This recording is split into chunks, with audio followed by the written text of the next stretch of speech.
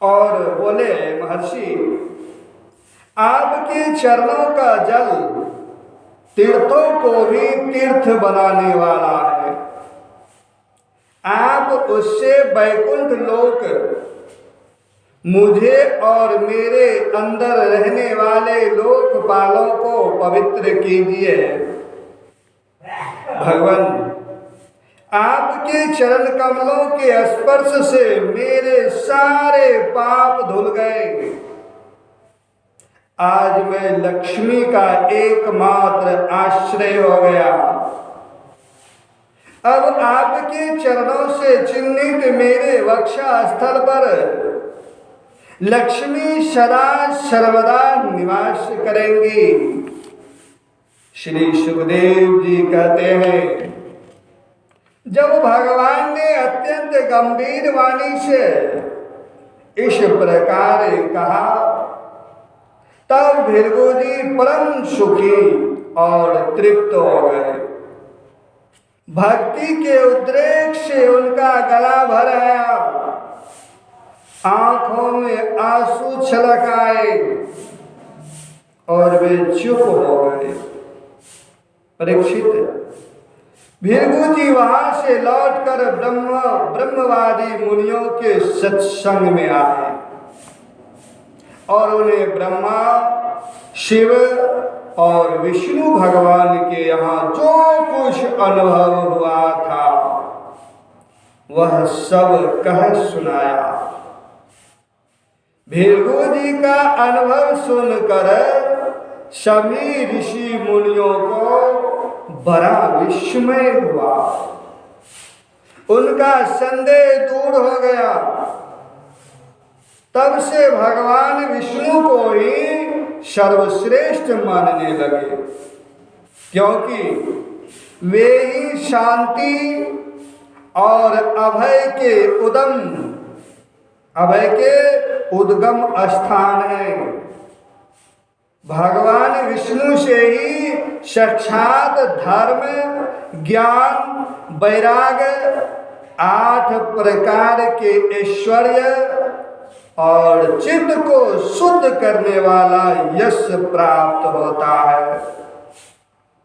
शांत, समचित्त, अकिंचन और सबको अभय देने वाले साधु मुनियों की वे ही एकमात्र परम गति है, ऐसा सारे शास्त्र कहते हैं।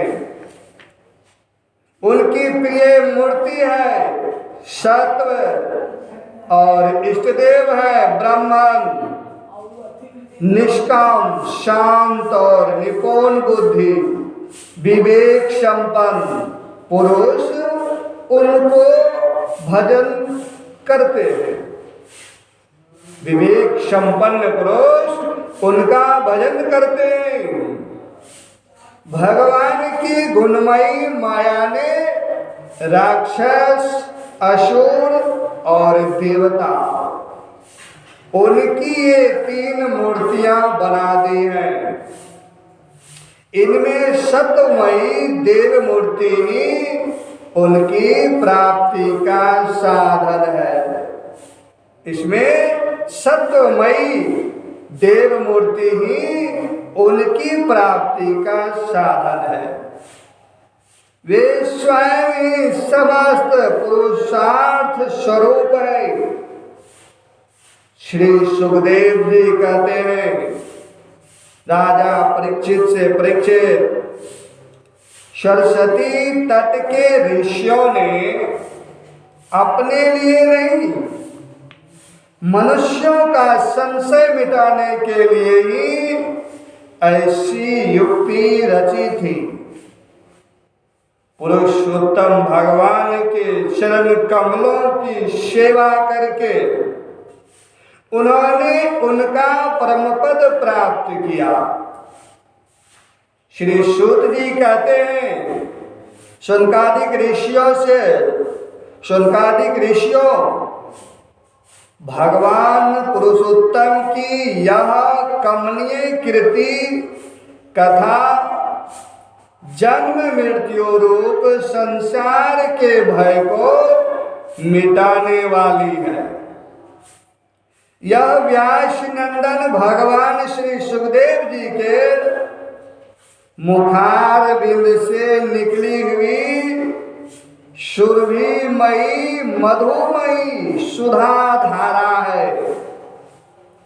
इस संसार के लंबे पथ का जो बटोही, इस संसार के लंबे पथ का जो बटोही अपने कानों के दोनों से इसका निरंतर पान करता रहता है, उसकी सारी थकावट जो जगत में इधर उधर भटकने से होती है दूर हो जाती है।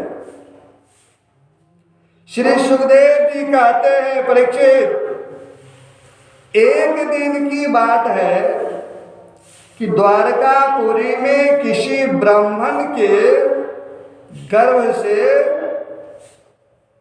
एक दिन की बात है कि द्वारकापुरी में किसी ब्राह्मणी के गर्भ से एक पुत्र पैदा हुआ, परंतु वह उसी समय पृथ्वी का स्पर्श होते ही मर गया।